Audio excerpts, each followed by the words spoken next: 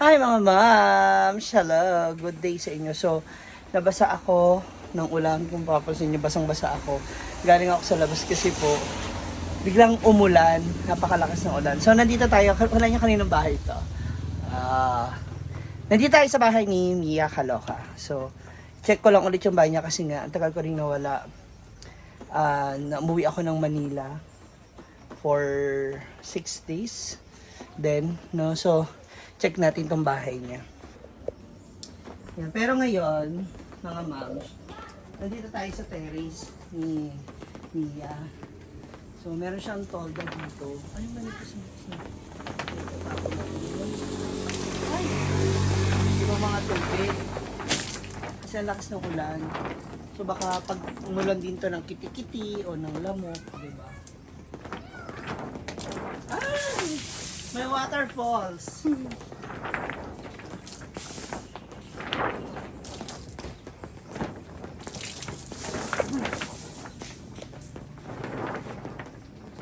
So, good thing, iniwan na rin ni Mia yung susi sa akin. Para at least kahit paano, itong bahay niya, nasisilip-silip. Marami pa rin naman, oh.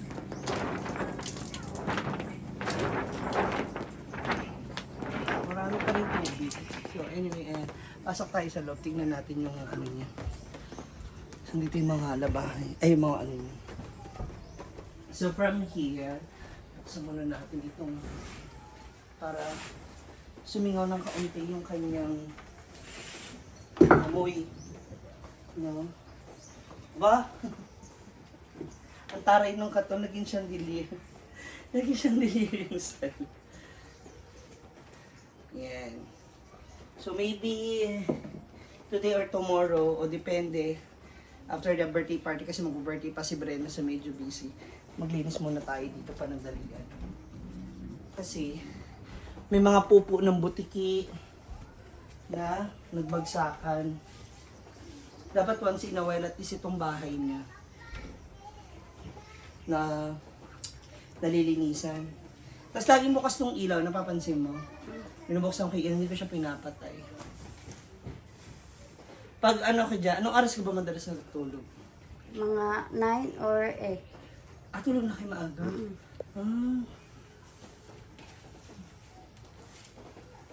So, natitingnan mo rin itong bahay ni Mia. Sabi niya sa akin noon, yung pumunta siya ng Maynila. Sandali, pakita rin kita sa kanila. Kasama ko si Diday, ang pinsan ni Brenda. So, ang bahay niya kasi ay dito. Ayan, dyan sa tapat. Yan yung bahay niya. So, anong bilin niya rin sa'yo? Tingnan ko lang itong bahay niya.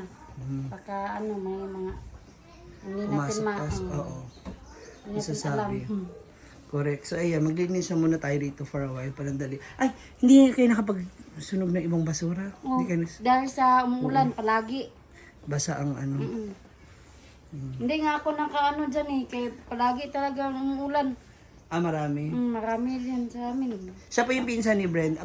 Anak mo? Anak ko to. Bakit kamukha mo? Anak mo eh.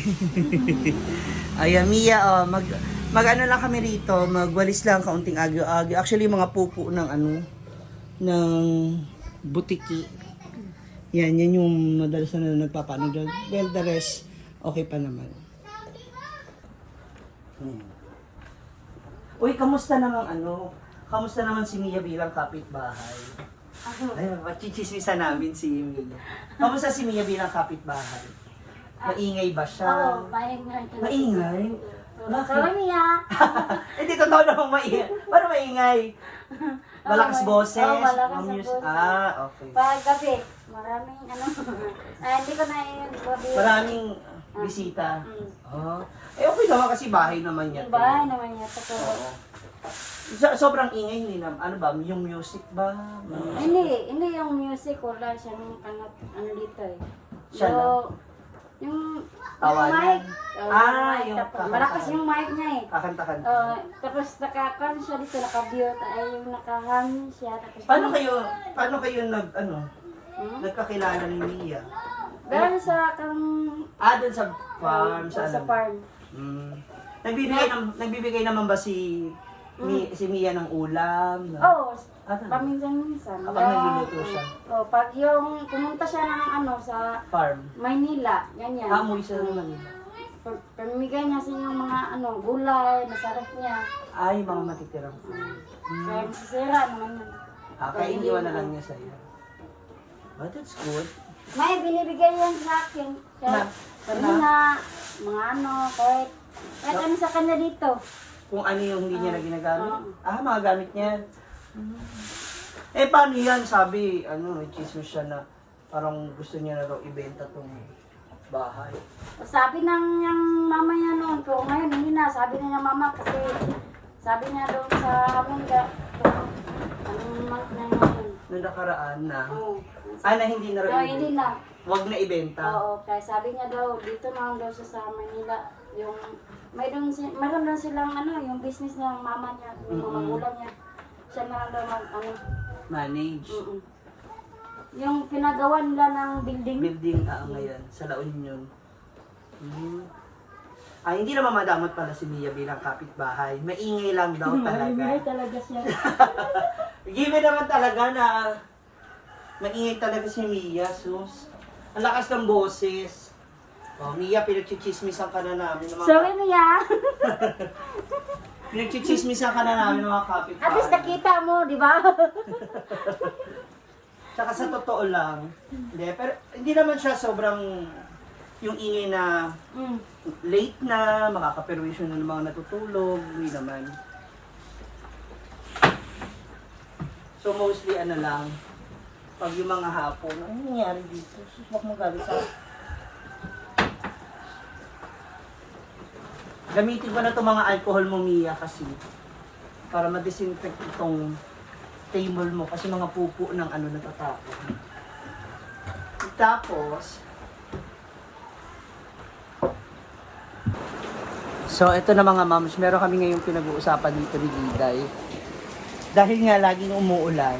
Sinasabihan na namin yan si Mia eh. Hindi niya, Na? sabi namin dito na yung bubong niya at magbibili siya ng ng red sin lang o para hindi yan masisira yung niya. Ito, ipapakita namin sa inyo. Ito. Tingnan mo. Kasi lagi nababasa ng ulan. Palagi na mababasa. Ah, Umuulan palagi dito sa amin. so kailangan mabubungan na. O kasi sayang. Kasi Sayang. Pag nagiba yan, paano siya bababa? Saan? Hihiwalay na yung Wala na yan. Magkakaroon siya ng hiwalay na dito. Ito, nadaanan. Yan, dito. Palagi yan Kasi, ito, Yung yung anggi ng, anggi ng, mag-extend siya dito ng bubong. Bubong. Tapos dito dahil. kasi lulumutin. Mamaya, i-brush natin yan sa mga, sa mga bata. Kasi, kaysa, hingi, ayan, pag anihin natin, pag brushin natin dyan ba, para yung lumot, hindi magstay. Tapos ito, ayan, Huwag mo na nang napindan. Yan. Susunod, ulan na naman. mababasa. Mabasa na rin. Dapat pala maharangan, Oo. para hindi maano yung kahoy. Oo. Kasi rurupok, masisira, sayang. Sarap yan. Datala pinayero nyo na, nagpabubong na siya dito. Actually, plano nyo na yan. Oo. So, Plano nyo na talaga, kaya lang hindi niya nga mauna-una kasi nga may iba pa siyang, siguro may iba pa siyang- dumating yung mama niya. kasi may iba siyang gagawin. Di bale, sasabihan ko siya para mapanood niya rin tong video natin. Yan, Sabihin mo na yung yan. Yung malapit na yan Masira? masira. Mabulok? Oo. Di ba matibay naman yung kahoy na yan? Kahit matibay yan, madali yan yan, Pag laging basa. palaging basa. Ayan, puno na naman siya. Bagyo? Hindi naman, yung Low pressure. low pressure, Siya po, ang isa sa mga makakatulong rin namin sa farm, sa birthday ni Brenda, di ba? Mga pinsan po ni Brenda. Ikaw ang De Leon, o taga raw? Dili. Sa De Leon ka? Sa Sa De Leon. Akin na Mamasita. Ayan, so, yung mama ng ni Brenda, tapos Tita yung Sita. mama ko, kapatid.